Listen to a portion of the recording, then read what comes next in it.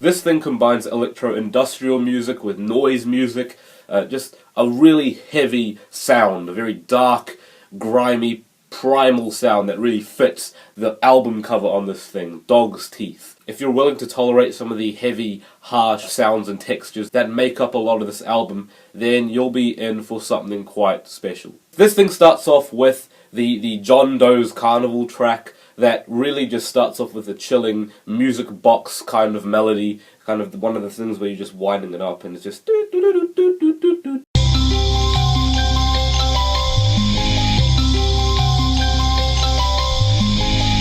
And this melody is really chilling and it just repeats, and as it keeps going the song just builds and builds and builds until the final crescendo.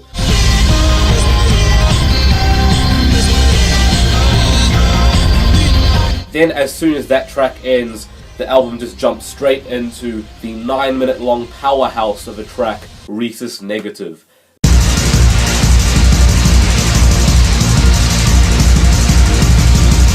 This thing is insane. It's got these booming kick drums, some raving synths buzzing throughout this entire track. You've got some other synths that are a little bit more high-pitched, a little more like glockenspiel notes that add to the intense feeling of this track.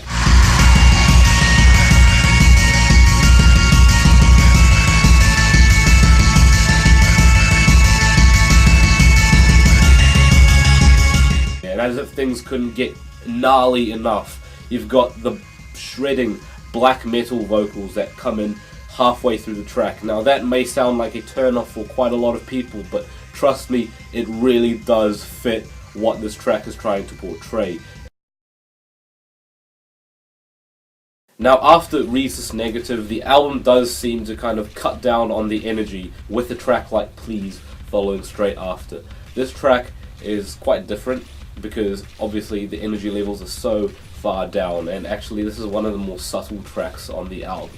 And I feel like for the rest of the album, the heaviness and the intensity does kind of, isn't quite as apparent as it was with the first two tracks, that 1-2 punch of tracks. Although an upbeat heaviness does come back with tracks like The Rat. Although I do think that this album could have afforded to keep that intensity going for the rest of the album. But I do think that just the dark aura shrouding this album and the amazing exploration of textures and sounds to create an atmosphere on this album is enough for me to consider this a highlight for the year for me in terms of electronic albums. I do think that this Blanck Mass album was very worth diving into. I'm so glad that I took the time out of my day to just listen to it and just take everything in.